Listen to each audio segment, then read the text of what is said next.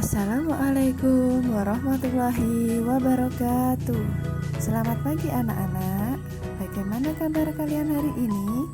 Sudah siap belajar?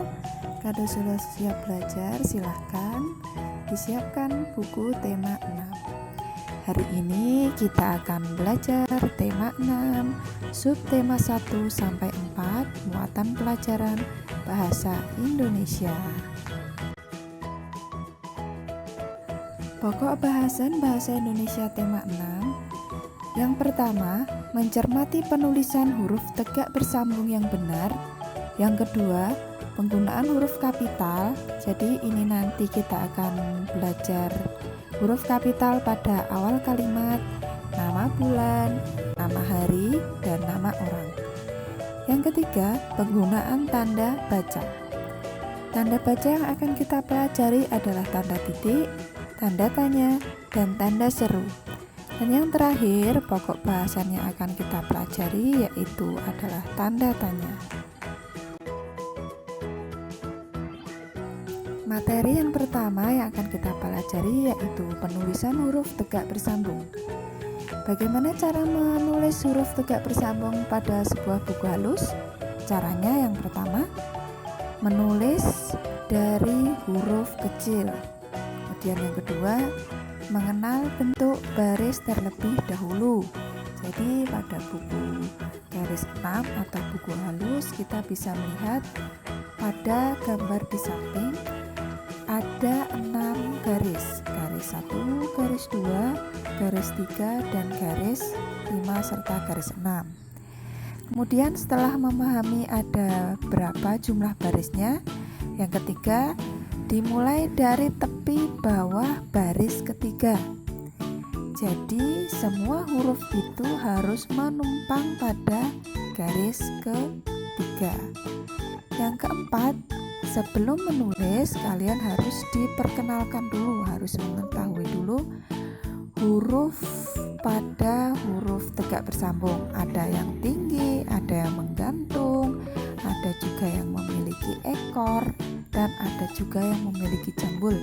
Karena setiap bentuk huruf ini dia akan berbeda penempatannya. Ada yang menjuluk ke atas dan ada juga yang menjuluk ke bawah. Bisa dilihat pada gambar di samping. Yang kedua, kita akan mempelajari penggunaan huruf kapital atau huruf besar. Di mana saja penggunaan huruf kapital atau huruf besar? Yang pertama, pada awal kalimat. Yang kedua, pada nama bulan. Yang ketiga, nama hari. Yang keempat, huruf kapital digunakan pada nama orang. Nah, setelah kalian memahami di mana saja penggunaan huruf kapital, sekarang kita akan belajar bagaimana contoh kalimat yang menggunakan huruf kapital. Yang pertama, penggunaan huruf kapital pada awal kalimat. Contoh kalimatnya, aku mempunyai 2 kelinci. Perhatikan di awal kalimat sudah saya tandai dengan huruf A yang berwarna merah.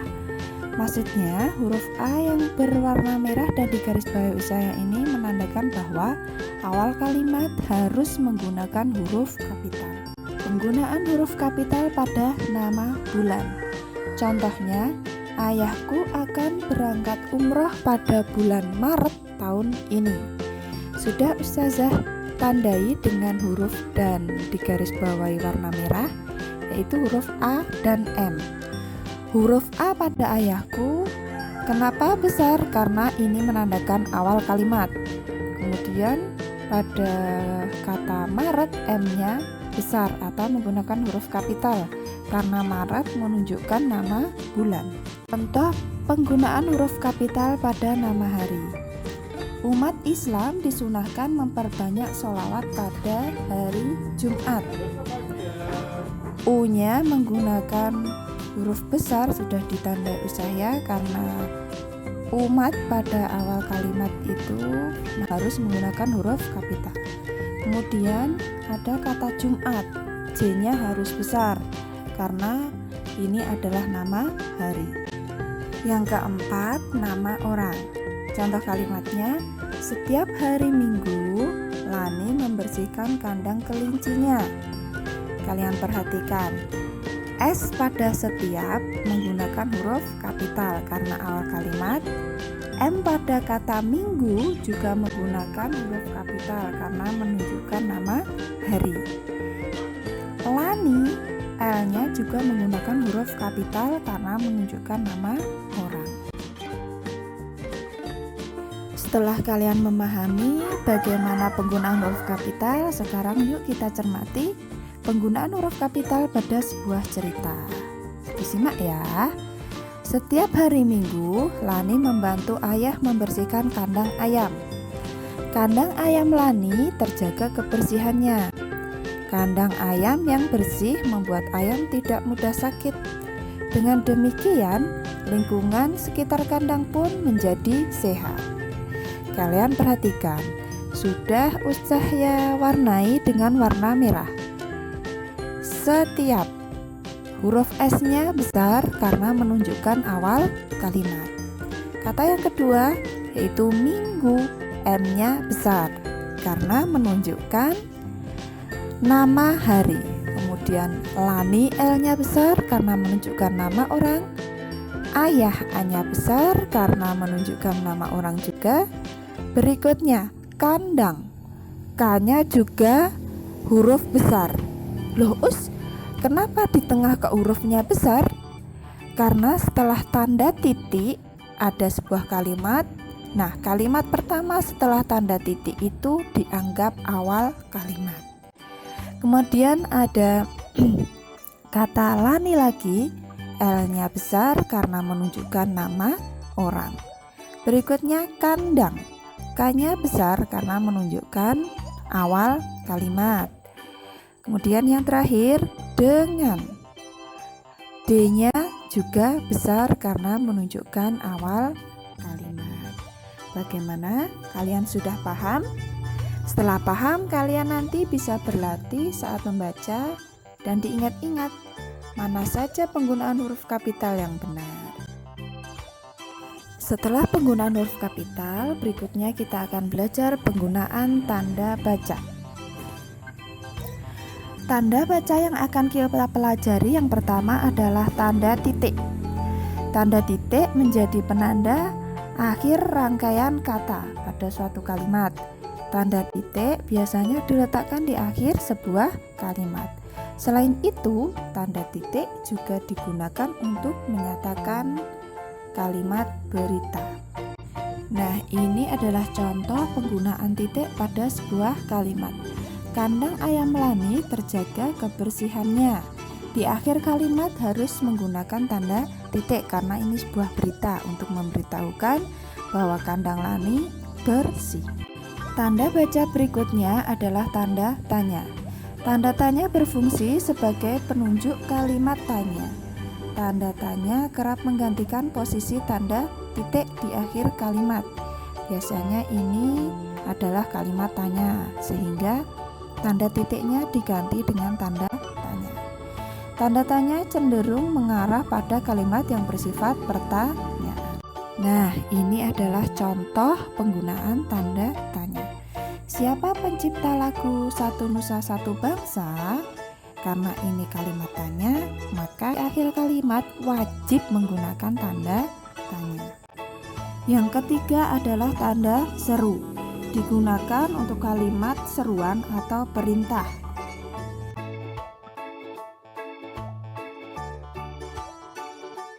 Nah, materi berikutnya kita akan mempelajari tentang kata tanya. Apa saja sih kata tanya itu? Kata tanya ada apa, siapa, mengapa, bagaimana, di mana, kapan, dan berapa. Setiap kata tanya mempunyai fungsi atau kegunaan. Nah, kata apa itu digunakan untuk menanyakan suatu hal, baik berupa keadaan atau perbuatan. Kata siapa menanyakan pelaku atau orang. Kata mengapa menanyakan sebab. Kata tanya bagaimana menanyakan cara. Kata tanya di mana menyatakan tempat atau keberadaan. Kata tanya kapan menanyakan waktu. Kata tanya berapa menanyakan jumlah. Nah, sekarang kita berlatih memahami kata tanya pada sebuah kalimat. Di kotak paling bawah, kita sudah disediakan beberapa jawaban yang bisa kita masukkan ke dalam titik-titik soal. Perhatikan nomor 1. Titik-titik yang menanam bunga matahari ini, jawabannya, yang menanam bunga matahari ini adalah Ibu Lina. Perhatikan, ada kata Ibu Lina. Oh, Ibu Lina ini adalah orang. Maka kata tanya yang tepat adalah siapa.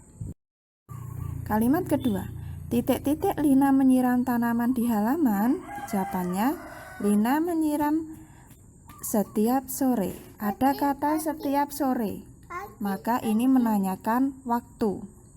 Karena menanyakan waktu, maka kata tanya yang digunakan adalah kapan.